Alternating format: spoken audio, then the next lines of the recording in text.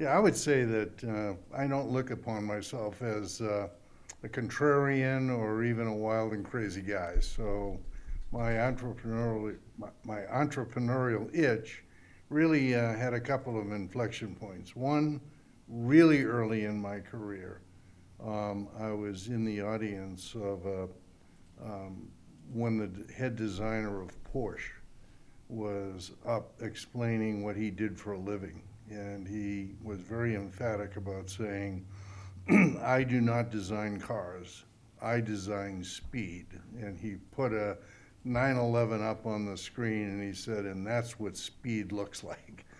And that was like a aha moment for me that said, if you can develop product that actually have attributes that the consumer is looking for, then you're not relying on fashion, but function will be the fashion that will dictate your product.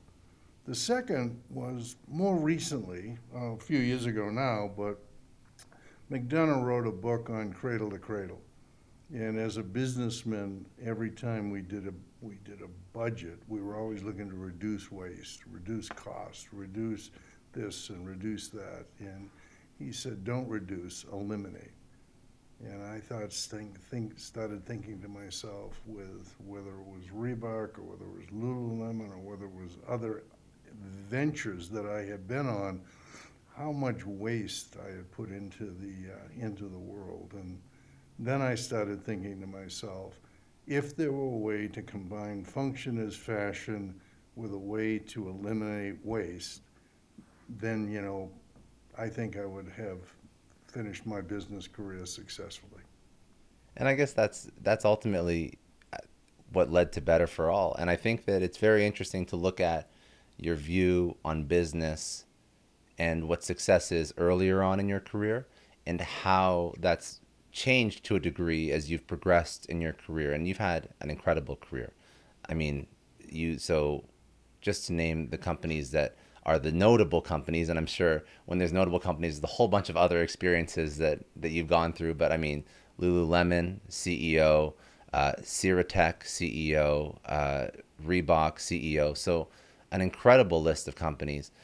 Walk me through the perception of how you like to build a business then and what is most important versus, you said, the second inflection point, the reducing the waste. What is the most important thing that you now value when you're building? Well, I, I look for, first of all, most of my business career has been spent in the athletic industry, whether it be in sports or fitness. And that is an incredibly dynamic industry. Product is always changing, athletes are always changing, the spear of the arrow is always changing in terms of what's generationally relevant, and you really need to be on your game. So what I just intuitively look for is there a consumer movement? Is there something happening in the world that's going to happen with me, without me, and it is looking for a solution? That's number one for me. The second thing I look for is product. Is there a product being demanded that is not being fulfilled? Certainly in sustainability, there's an opportunity to have reusable, not single use. There's an opportunity to have compostable, not recyclable. And there's an opportunity to have renewable, not using up natural resources. There's the opportunity for the product there. The next thing is to make sure that you have an ample supply of the material you need to make your product successful. And that requires size and scale, and then manufacturing in terms of size and scale, and then you have to have the right people. You have that, you've got yourself a successful operation. Now, as a CEO, you really have to have a clear vision that you can articulate. You need to put the right people in the right spots. You have to set the pace, and then it's your responsibility to get the roadblocks out of the way, whether it's capital or internal discussions. Once you do that, I'm telling you, you're going to have a successful business. I love that. And one thing that I think I want to pull out of you, because I thought it was very interesting, and you refer to yourself as an entrepreneur. I agree with that. But maybe somebody who's listening is thinking, he's worked in all these C-suite positions. Entrepreneur, what do you mean? So, do you believe that you're an entrepreneur? Do you believe that a CEO is an entrepreneurial role, or the best CEOs have to be entrepreneurial? Yeah, I'm not sure I do see myself as an entrepreneur. I see myself as liking to write the rules of a business as opposed to managing someone else's rules. So I It's would pretty have to say, in entrepreneurial. all I have to say that, whether I did not found Reebok, I came in, the company was relatively small and was able to work with it and help it grow to a multi-billion dollar international company and make lots of acquisitions and mold those acquisitions into a group of high-performing companies. Same thing with Lululemon. It was there. It was successful in Vancouver. It had its own issues in terms of the ability to manufacture product, get the right kind of fabric, put the right people in place who could actually scale the business and be successful in the United States, come out of the Canadian marketplace. But I enjoy that because there was a consumer movement in yoga. There was a consumer movement um, in Reebok's early stages, running and then aerobics that we were able to tap into and then produce product that moved from being foot covering to a performance enhancing piece of equipment, or apparel that was a gray t-shirt to a performance enhancing piece of um, equipment that you wear on your body. And that to me is where I get my enjoyment, is allowing people to reach, make a difference in the products they make. I'm not a price guy. I don't think I've ever been involved in a business successfully where I had to rely on being the low-cost guy. I like innovation. I like the function is fashion Yeah. and let people really gravitate to that. I think that personally, I think it's super entrepreneurial. That mindset is very entrepreneurial, and I think there's also different kinds of CEOs, but the way that you've positioned yourself, you see the future, like you see the consumer shifts, and that's actually how you've been very successful. And I'm very curious, how do you identify those? Because you mentioned a few times, even with sustainability as a major consumer shift, and in the past roles as well, consumer shift and riding that wave is something that you have to identify. How do you do it successfully, repeatedly? There's a playbook somehow. Well, the difference between a fad and a consumer movement is you start seeing it being picked up in products trying to associate with it. There's influencers, and so I kind of look for who's trying to associate themselves with this particular movement that doesn't make natural sense. But in the case of sustainability, you don't have to look far. We're in a crisis. Mm-hmm. This is not a matter of me finding a movement. It is a movement searching for an answer, and this is global. It is not something that's in Canada. It's not something in the United States. It's everywhere. So you see this, and you see that there's an opportunity there, and you're right. It's a problem as opposed to just an opportunity. It's something that most businesses should be focused on, but ultimately, not not all are. Not all are as focused on it as what you're doing. Like the business model, the thesis of the business focuses on sustainability. So there is the opportunity there. So say you're a business leader, and what you're trying to do is you're trying to effectively tap into this movement, but also make it part of your core business. So it's not just a nice to have, but it's actually integral in how you build out your processes and you build out your product and you communicate with your customers. So, for example, for Better for All, you focus on sustainability as a key component of your business. How do you do that effectively? Well, I mean, first of all, with sustainability, you don't have to look very far. You've got the tip of the spear being the Gen Z population. That is 88% of them, according to McKinsey, just think companies are blowing smoke in terms of they're trying to ease their way into sustainability or trying to use solutions that already exist that really are not sustainable. You've got 40% of that same population who's making decisions on what companies they purchase and what companies they support based on that company's commitment to the climate, commitment to the planet, and commitment to sustainability. That to me is a business opportunity. And when you look at what companies are pushing, they're pushing old solutions. There is no recycling. You know, let's be candid. There's 5% or less of recycled product goes into recycling, and then the recycling process in terms of sorting is so labor intensive that even a smaller portion of that gets recycled. People are tired of single use. They really want reusable, but not reusable forever. They're looking for reusable till they want to get rid of it. But when they want to get rid of it, they want it to disappear in a reasonable amount of time. And then they look, what's this product made of? Am I depleting the planet's natural resources? So, you know, from my standpoint, in terms of whether you're talking to an entrepreneur, why fight it?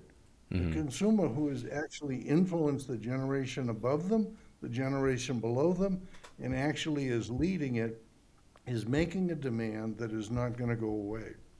Do you think So they get out of the way and make it happen.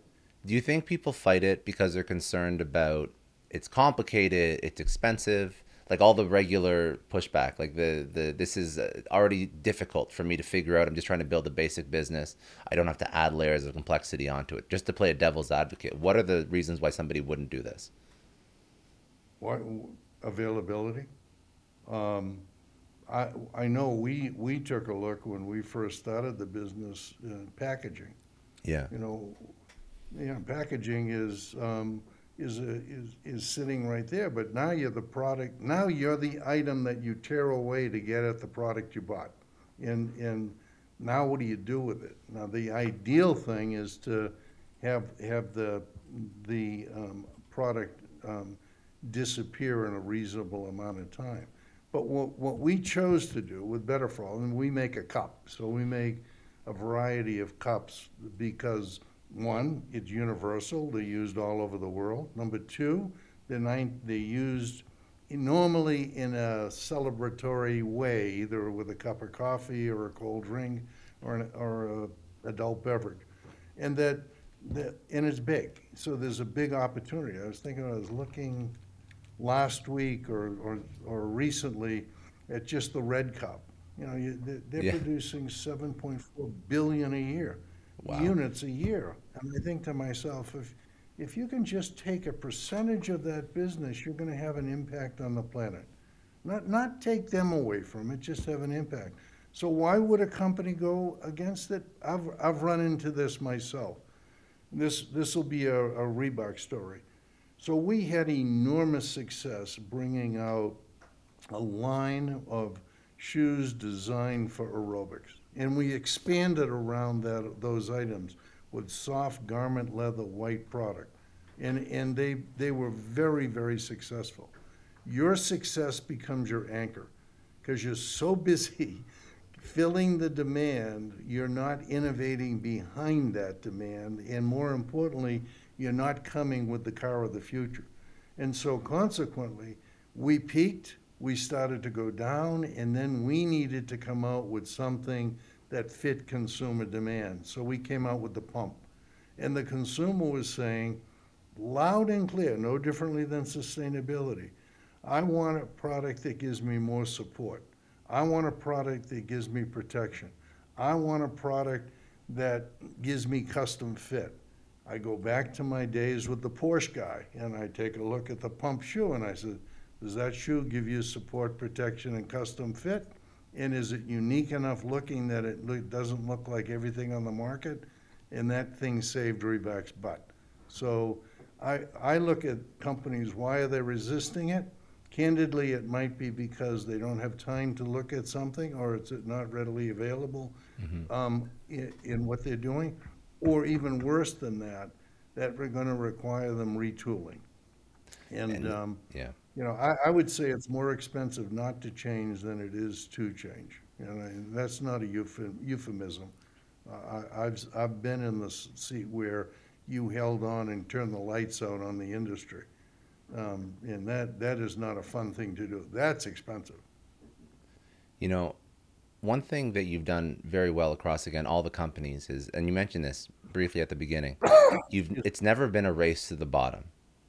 You focus on building a product that can command a price point in the market that allows you to create the best possible product, and that gives you margin to allow you to conduct business in a different way. So if, for example, a sustainability focused company, say the product isn't as cheap, I'm assuming that the COGS on that product is slightly more than a non-sustainable product, but you've built brands that support that business model effectively so that you can charge for a product that's a little bit more expensive to make or produce. Even, and I don't even know, I could be incorrect, it could be totally the same, and happy to have that conversation. But the point I'm making is, as somebody who's done this repeatedly, how do you build that brand that allows for that price point in the market, that allows for buyers to be okay spending a premium amount of money on whatever you're selling?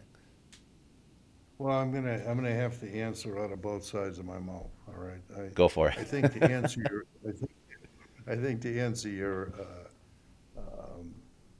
question in a short answer is, who influences the buyer? How do you influence the influencer so that you get your trendsetter putting the product, taking the product, you get the early adopter taking the product, you get the general population getting the product, and the pyramid builds. And so you're always looking for, do I influence through my yoga instructor? Do I influence through my coach? Do I influence through my school? Do I influence through my team? But how do I influence somebody? The other one is coming out the other side of my mouth. You can't price this product based on cost. Because you look at the tech industry, they've taught us anything with Amazon, or you take a look at Tesla, you've got to price it to where you can get the volume, you can get the efficiency, you can get the raw material cost down, and you get the accesses to cross at some time in reasonable future. But you're pricing the product at a slight premium, not an obscene premium. And you keep your operating expenses at variable expense rather than fixed. So you gotta look at, what business am I in? We've chosen to be in the design, development, and marketing business. Now what we look for, do we have experts in source and material? Do we have experts in manufacturing?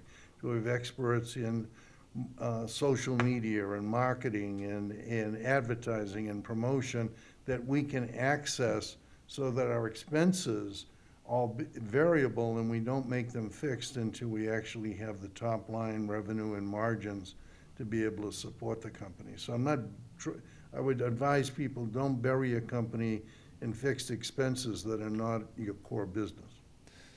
And walk me through, because we've spoken about all the benefits of sustainability, and they're quite obvious, and even from a business lens, it seems like it's a no-brainer. But there's obviously challenges, or like significant challenges outside of just access. So what are some other challenges that you experienced in Better for All that maybe you wouldn't have experienced in any of the other businesses that you've worked in? Well, everything. I would have to say that I am a newbie. I'm a newbie to sustainability. Our lead product is a woman named Reagan Kelly. She has converted me. She is non-compromising. She studies the business. She lives it, breathes it, sleeps it, eats it, drinks it, and and convinced me that, this is the way we want to go. We don't want to be what people tear off to get or what they buy. We want to be what they buy. And so now what do we what do we have to do? We had to find a material, but all the manufacturers who, and the only way to make money in manufacturing is keep your machines producing product. We had to find somebody who was willing to experiment with a material that didn't operate like plastic, that required a different mold, that you couldn't jam in there. We didn't even know if we could make it. And so we had to find a manufacturer that was as committed to sustainability as we were and give us the time to experiment. It took us a couple of years. And we refused to put in fillers. We refused to put in any kind of contaminant. And we refused to put in anything that would contaminate the release of the product from the mold. And candidly, it took us a couple of years to get about 70% there, and then we were able to really get the attention. So we were able to get the attention of a material called PHBH, and that is a product that is made from fermented vegetable oil, and it was made 20 years ago by a Japanese company called Konica. It's fabulous. It has a great range of heat tolerance. It's pure. It composts commercially. It composts at home. It composts in the water. It composts in a landfill. It was just what we needed to do. The factory that now we work with is Westfield Tech Deck. And Westfield has 18 factories around the United States. So we now are in a position where we can have the capacity of the material and the capacity of the manufacturer. I don't want to say we begged, but it came close to getting them to take us seriously. And thank God they looked at it and they said, we've been asked, our customers have been asking for 10 years for something like this. We'll give you the ability to refine this. And damn it, we've pulled it off. And now we can make a product that people would be proud to put on their shelf, reuse, discard, no matter when they discard it, and it'll disappear in a maximum 6 months. We got to do a better job. Even though sustainability is not a new concept, you are kind of paving the way for it, because even that 7+ year experience, how many entrepreneurs would have not made it that far? You know this game. This is 7 years of even trying to figure out manufacturing for most people is like, okay, no, never mind. White flag, hands up, I'm done, I'm out. So we have to do a better job. Yeah, no, I'm lucky. I got a family support. My wife refuses to let me go fishing. Figure it out. And our family just is relentless about trying to find a solution to it. So good to have support at home. Yeah. My wife and I are fortunate enough to be able to afford it. So yeah, well, I think that's the point.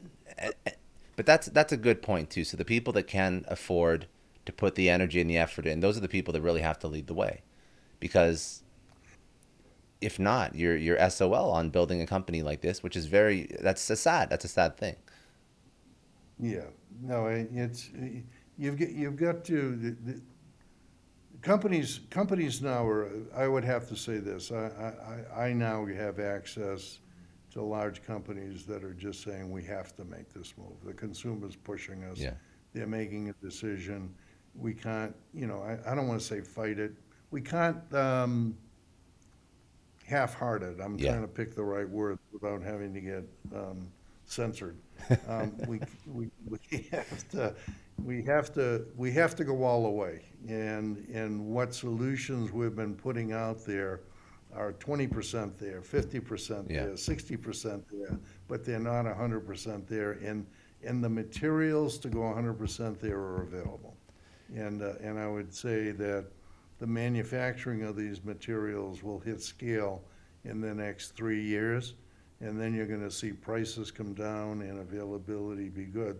That's why Konica taking us on was so important, because they do have the capital resources and capacity to be able to allow us to reach our full potential, and Westfall has the financial resources and capacity to make enough product to fill the demand. We're just fortunate to be, to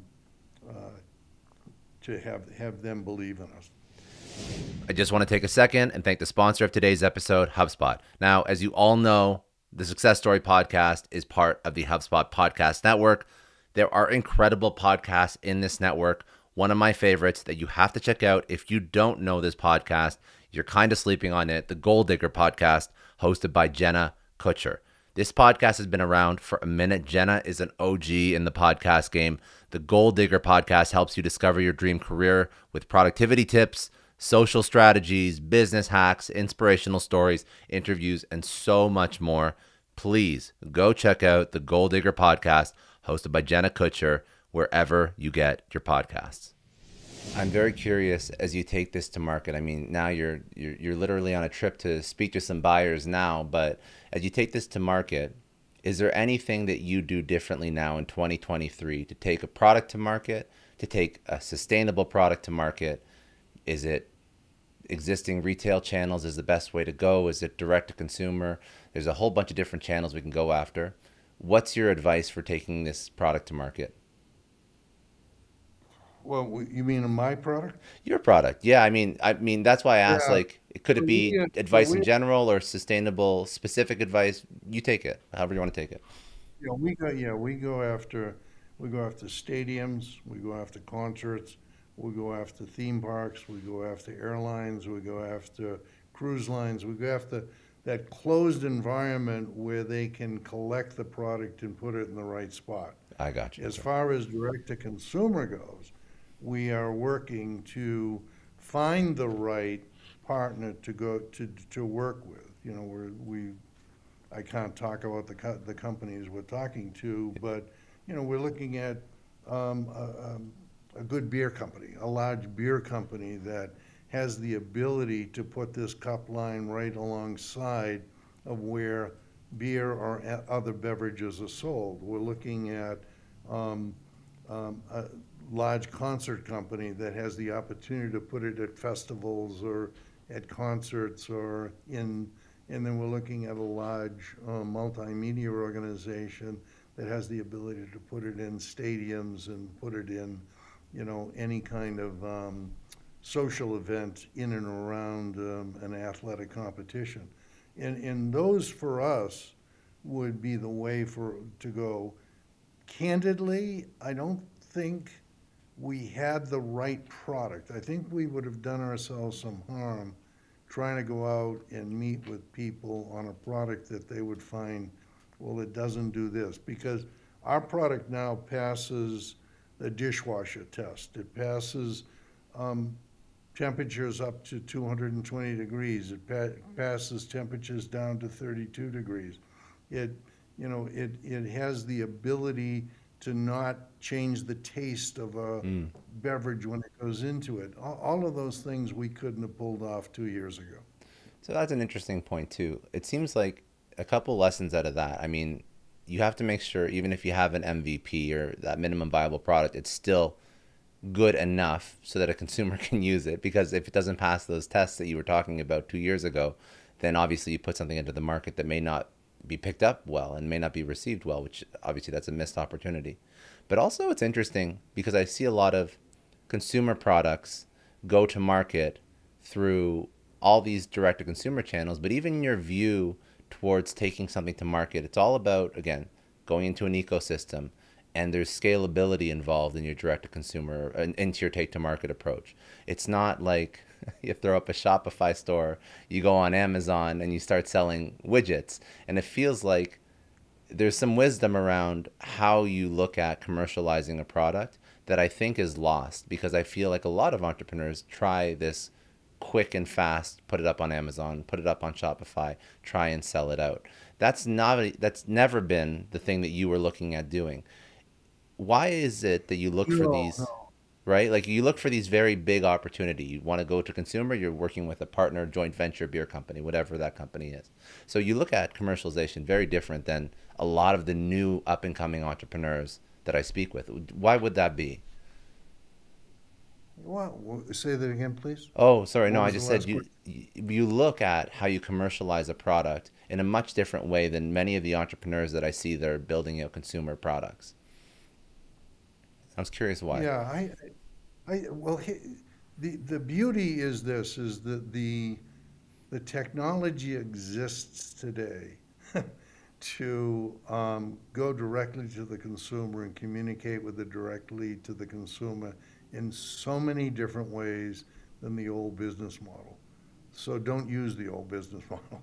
And that, and don't fall in the trap of, well, well, Sally did it, so I'm going to do it. And I, I think that the right thing to do is make sure your product delivers on the promise you're gonna make about that product.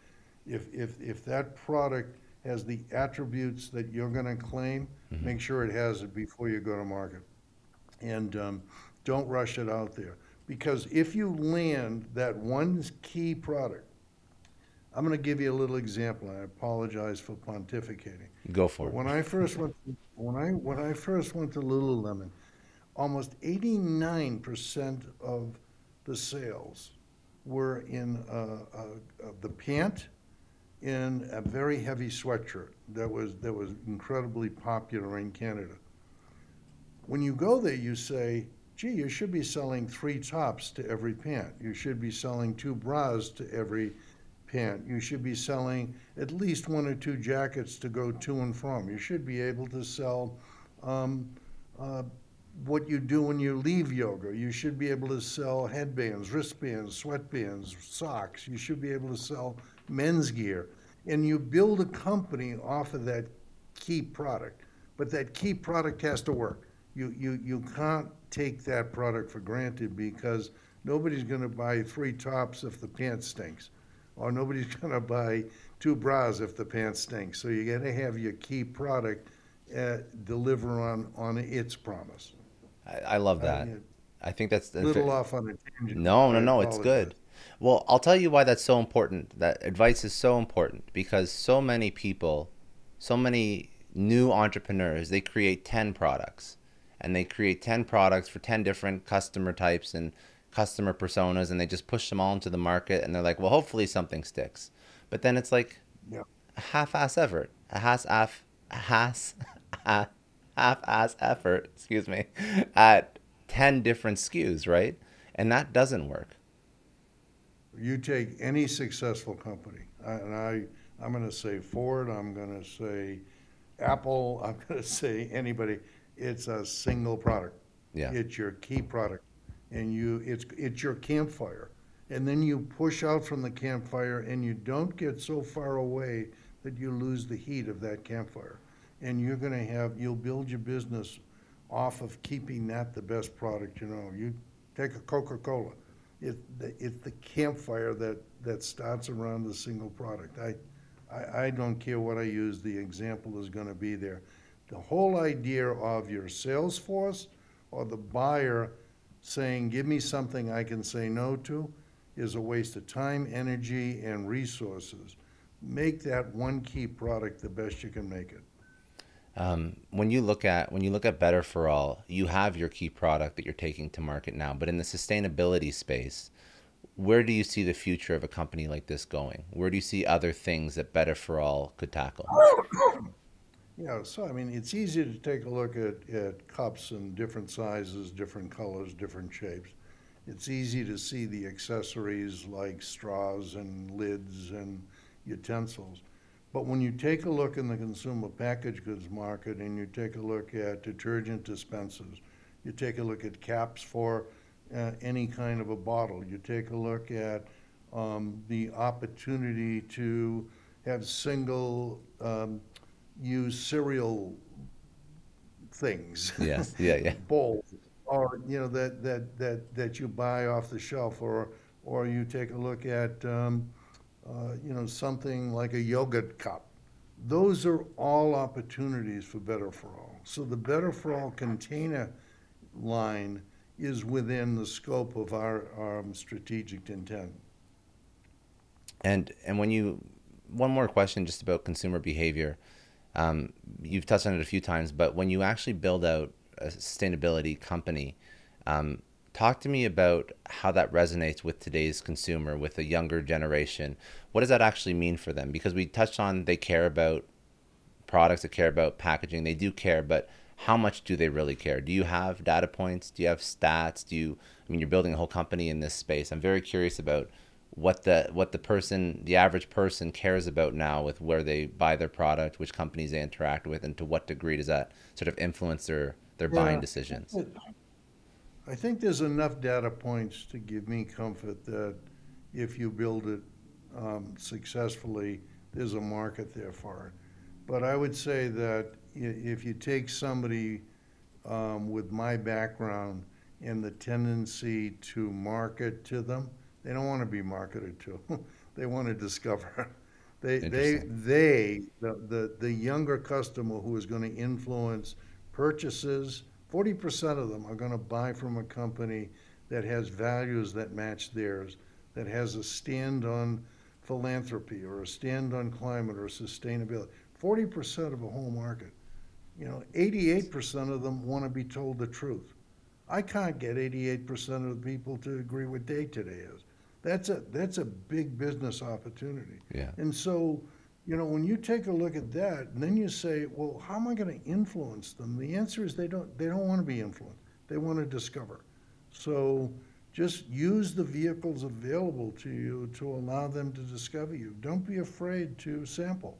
Don't be afraid to show up at an event where people, the people who run companies have an opportunity to go, oh my God, this I'm drinking a drink out of something that is going to be dust in 45 days when I get rid of it. It's there. Oh, I could use that as a cereal bowl. Blah blah blah. I apologize for saying over again.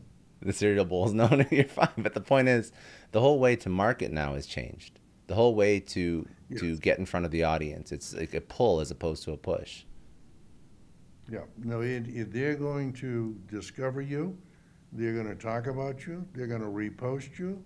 It's going to happen by you just getting out there, but you're not going to tell them what to buy. In fact, this, what did I say? It was, McKinsey said 88% just Yeah. don't believe company marketing messages. So don't market message. Just deliver on your promise and let people discover it. It happens quick, but but I would say this, and I say this with confidence because I'm taking a look at the companies that are testing us right this second in terms of bringing us to market in a big way. These are big companies, so this is not something that I'm talking into a tunnel. Um, this is a message that has already gone out and been heard loud and clear. And yeah, we got to go through the testing, and it's too early to break out the champagne and caviar, but it is not something where you're having to open up a lemonade stand. These are big companies that are taking it very seriously. I want to pull out some last entrepreneurial business insights from you for people that are trying to build their own thing. But before I pivot into those questions, I just wanted to give you a chance. Is there anything that you wanted to bring up, some final thoughts on sustainability or Better for All that we didn't go into? Uh, no, I feel like I hope I've stayed on point. I don't give me a chance to talk. Yes, yes. No, no, you're good. You're good. I appreciate it. No, no, Um, no. Just keep me on point. Good, good. No, okay, so just a couple, because the range of size of company that you've been an operator in has been from relatively early stage. I mean, even with Better for All and some of the past companies, you grew them from point A to multi-billion dollar. As a CEO operator, how does your mindset have to shift from when you're starting out, even pre-revenue, to when you're managing $1 billion company? Oh, it's light years. It's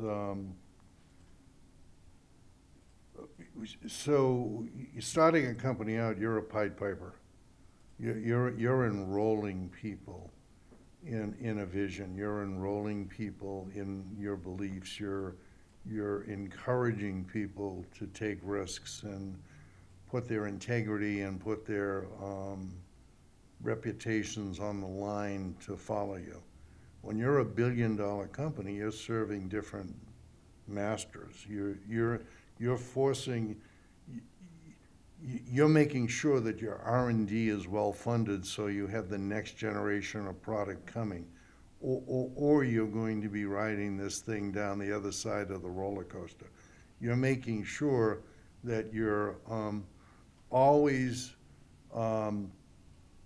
recruiting and retaining the best and the brightest, and you're rewarding them not just with money. That is, I think, is number 5, 6, 7 in what people value in working for a company. But you're staying true to their beliefs, and you're rewarding them as being part of a successful organization. And of course, you're making sure that the people who put their hard-earned money to help you be successful, whether it be a factory that you don't own, but you control their destiny because now you're a big piece of their business, is in fact in good financial conditioning. Or that, anybody that relies on you to be successful has an idea of what you're doing next so that they can do their planning on hiring. And that includes your retail partners as well as your box manufacturer. That's very different because now you got a number of people. You've created jobs around your company, and those companies are relying on you, not putting them out of business. That's a different kind of a motivation.